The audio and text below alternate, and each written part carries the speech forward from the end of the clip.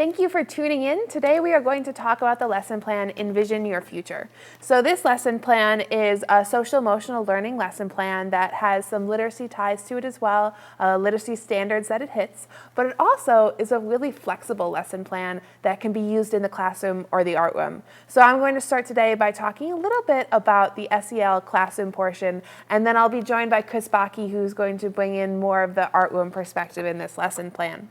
So originally written by a teacher by the name of Stacy Stratton, she wrote this lesson plan thinking specifically about the grades 9 through 12. So it is a higher level lesson plan, but truthfully, so very scalable. The way that it's written, you start this envisionment of your future by really writing down 100 goals that you have, which is a lot of goals. To practice this exercise, I did it myself and I wrote out 100 goals in just a few words, and ultimately took 3 days to do it. I had to keep coming back and thinking and reflecting in order to get all the way there. Your next step is actually really listing out things you want to see happen. So things that might not be in your power, but things that are going on in your school or going on at home or going on in the broader world, and how you wish those things would come to be. And then the last step of really outlining what you want to envision is actually choosing 10 of those goals and writing 2 paragraphs about each of them. And those 2 paragraphs are supposed to really reflect on what are the steps you can take today and tomorrow in order to get that goal. Because sometimes we set goals that are for next week, but sometimes we set goals that are for 50 years away.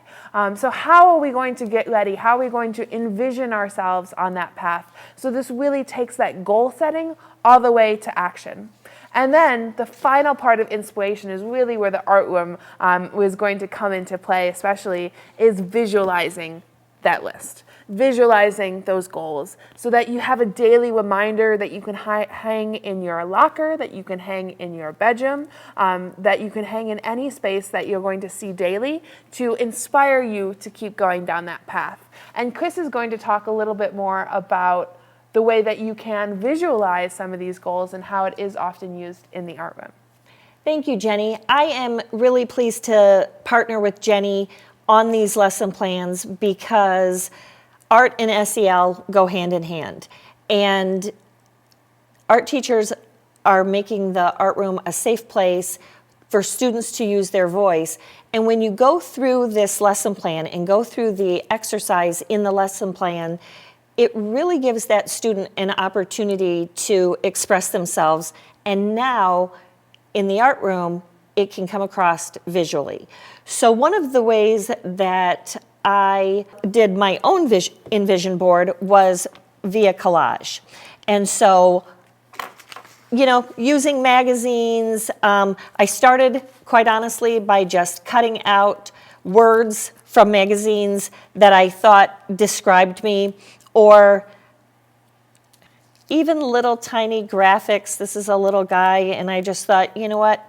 People matter, and so I'm just going to find a little spot that I'm going to put him on. And the thing I love about collaging is it's messy and there's really no rules. But students can use any mediums. I've got some colored pencils here. I've got some markers. If they are exceptional illustrators, they can illustrate it. Oh, they can do typography. Clearly, I can continue to list and list and list, but I like the idea that it gives the student the opportunity to use not only the medium that they're comfortable with, but also to take that vision and put it on a board in a way that is visually appealing to them. One of the questions that I have, Jenny, is how is it graded? Because it's so personal. It's so personal. So it really depends on, what you're using this tool for. Are you going to be grading it for the literacy aspect and grammar in the paragraphs? But ultimately, you probably don't want to grade based upon how good the goals are. You want to encourage strong goals, of course, and you all know that, and you all do an amazing job at supporting the students today. But really, unless you're looking for specific techniques that you're outlining in your rubric that you're going to give to your students, I think that this project is kind of the idea of you do it. And if you put some effort in and it's obvious, then you get that grade. You can see Chris's EnVISION board, but mine looks very different. So mine I did completely in kind of a virtual mode. So I used a Google slide, and then this is a printed out version, but you can see that there's not that collaging aspect so much as just the representation of this. So if you're doing a graphic design unit, this can even be an amazing opportunity to have that conversation as well. And it absolutely puts it into a virtual setting. So now if you have a student that does not have any materials as resources, they can create something in terms of graphically. I like that as well.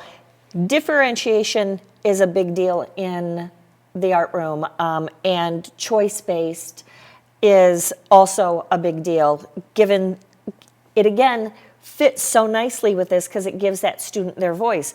And so one of the things that, while I know that art teachers are constantly utilizing SEL in their classroom, utilizing CASEL's framework, and CASEL is the Collaborative Academic for Social and Emotional Learning, and they have 5 core frameworks: social awareness, self-awareness, I get so lost. Self-management, responsible decision-making. And relationships, yes. And so I love these because they're happening in the art room, but when you actually cite CASEL in the framework, it starts with the classroom, and then it goes to caregivers and families, because everybody's circumstance is different, and then it goes to community. And I think that is